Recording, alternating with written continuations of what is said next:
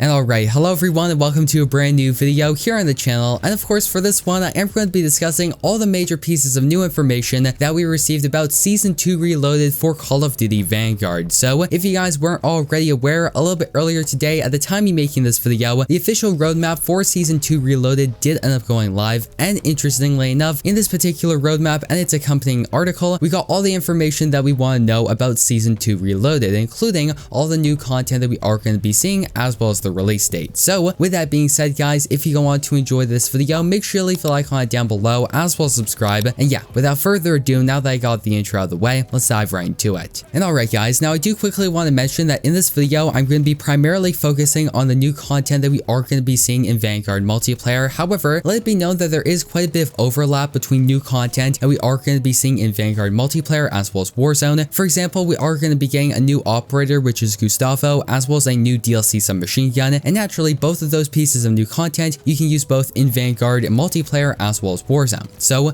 with that being said, let's talk about the new multiplayer content. And as you guys can see, when we're talking about new multiplayer content, the main piece of new content that we are going to be seeing is the brand new Arms Race mode, which if you guys weren't already aware, Arms Race is essentially the ground war / combined arms mode for Call of Duty Vanguard. Of course, we found out that this is going to be a brand new 12v12 mode, and it's also going to be featuring vehicles, which I will get to that a little bit later in this video. Interestingly enough, unlike combined arms as well as ground war, this particular game mode did not come with the launch of Call of Duty Vanguard. Now this is important because back during Modern Warfare as well as Cold War, since those particular game modes came in with the launch of the game, on day one of those modes, we already had a couple different maps that were specifically made for those modes. However, since Arms Race is going to be added into Vanguard post-launch, it means we don't already have a set of ground war or Arms Race maps already in the game. So that's what come with the launch of this new game mode, we are going to be getting a brand new map which is called Alps. So with that being said, now let's actually break it down. So on the official Call of Duty website, they state, and I quote, "Season 2 Reloaded will bring a new large map mode to Vanguard, one that involves trekking across a snow-covered mountainside with new vehicles to build a formidable loadout. This new mode, Arms Race, will take place on Alps, the largest map in Vanguard set in the Task Force Yeti's main area of operations. Dropping across this alpine tundra from its iced over lake to the mountainside fortresses and capture all bases to win. Once a base is captured, operators can choose to respawn at that base or at any other captured points on the map, in addition to spawning in on their fellow squad member. Bases automatically set up gates for the defending team within, allowing safe passage for allies and shunning itself when enemies are nearby. By default, 2 out of the Alps' 7 potential bases will be already taken out of commission, making it a 5-base fight for supremacy. To help your cause, every friendly base contains several buy stations, similar to those seen on Champion Hill. Here you can use cash earned by capturing objectives or picking it up from enemy players to purchase weapons, equipment, kill streaks, field upgrades, or even use your own custom loadouts as long as you have the cash for it." And alright, so as you can tell by that description, it looks like Arms Race is going to be a pretty unique game mode here in Call of Duty Vanguard, you know? Back in Modern Warfare as well as Black Ops Cold War, both combined arms as well as ground war were frankly just larger versions of traditional multiplayer. You still had your kill streaks, your loadouts, everything of the sort. However, it was on a much larger map as well as they had vehicles. However, it looks like Arms Race in Vanguard is going to be taking a different approach where it's going to be a little bit more like Champion Hill or heck even Warzone, where as they state you can earn cash and then buy equipment, kill streaks, field upgrades, and even your own custom loadouts, which implies that once you actually spawn into Arms Race right at the beginning, you're not going to be using your custom loadout. You're going to be using a default loadout, and then you have to purchase the actual class setup that you want to use, which is honestly really interesting. And if I'm being entirely honest, it reminds me a lot of Fireteam Dirty Bomb that we saw back in Black Ops Cold War, which was kind of like a hybrid between a battle royale as well as a ground war type mode, and it looks like Arms Race is going to be very similar to that. And it honestly makes a lot of sense because of course with the combat pacing setting in Vanguard, we already kind of had ground war. For example, you could play Big Map Blitz as an example, and you could get 16v16 player lobbies. However, the only difference between that and let's say ground war is there weren't any vehicles, and with that already being a feature, it would be kind of redundant for them to have 16v16 domination already in Vanguard. Then they introduce ground war, which is just a slightly bigger version of that already existing game mode. However, they just add in spawn points as well as vehicles. So that's the likely reason why Arms Race is going to be a little bit more like Battle Royale or like Fireteam Dirty Bomb that we saw back in Black Ops Cold War, as opposed to just being ground war or combined arms that we saw in Cold War and Modern Warfare. So that's honestly really interesting in my opinion, and I'm excited to try it out when it releases access into the game. So with that being said, now I actually want to talk about some of the new vehicles that we are going to be seeing in Arms Race. So they go on to state, cash can also be used at friendly bases to purchase vehicles, your primary way of traveling across the Alps as quickly as possible. And the new vehicles are the motorcycle, which they state, operators can call in one vehicle for free anytime, anywhere, and that's the motorcycle. This two-seater is the most agile of the three vehicle choices, allowing operators to weave between tight spaces and take sharp corners.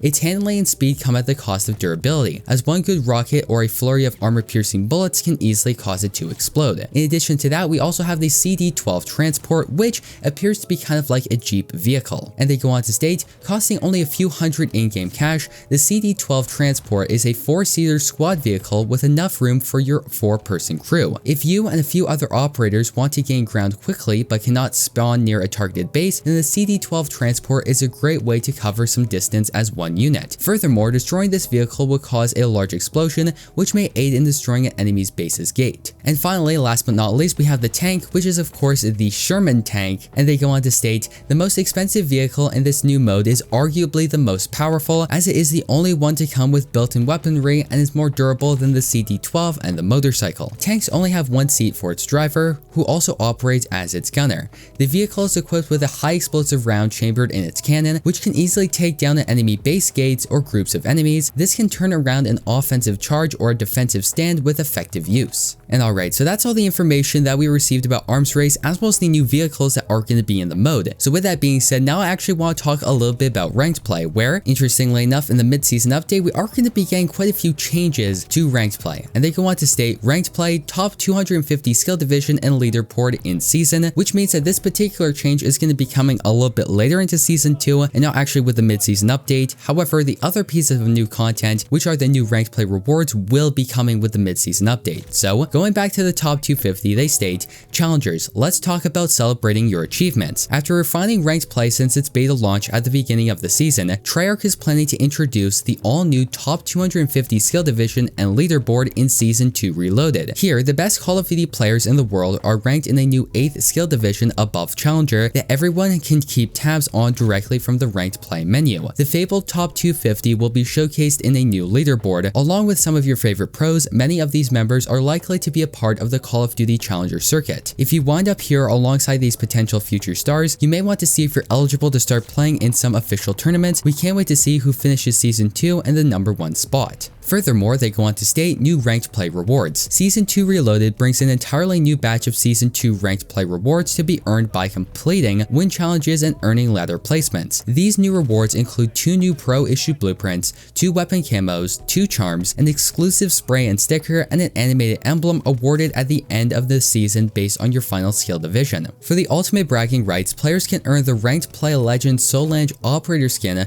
by winning 25 games in the master skill division or higher, and each skill division also has a charm that can be earned by winning 10 games in that skill division. As a reminder, all ranked play rewards can be used in both Vanguard and Warzone once unlocked. And also, I would like to mention that the Season 2 ranked play rewards can only be earned during Season 2. And in addition to that, we are going to be getting a ranked play update that is going to be altering some of the restrictions, allowing it to be a lot easier for you to party up with your friends, and the overall SR restrictions will be a lot more lenient. So yeah, with that being said, now I actually want to talk about some of the new content that is going to be available both in Call of Duty Vanguard as well as Warzone, and one of the major pieces of new content that is included in that, and that's the brand new Gustavo dos Santos skin, who is of course going to be completing the Task Force Yeti. Interestingly enough, you are going to be getting access to this particular skin by purchasing the Operator bundle that's going to be releasing with the mid-season update for Season 2. And in addition to that, there's also going to be a surprise operator that will be added in with the mid-season update, and that's actually the Snoop Dogg Operator skin. If you guys weren't already aware, there is actually a Snoop Dogg voice pack in Call of Duty Ghost, and of course is going to be returning into the game with Vanguard in the form of an operator skin, and this particular operator is going to be coming in a bundle that will be releasing on April 19th. So with that being said, now I want to take the time and talk about the brand new DLC weapon that is going to be added in with the mid-season update, and that's the Armagora 43 submachine gun, and they go on to state, very high rate of fire SMG, effective at short to medium range engagements. Only produced in small quantities, this advanced submachine gun gave insight into how modern CQB armament could function. Even though it's designed was never built upon in the decades to follow. Compared to all other Vanguard SMGs with no attachments,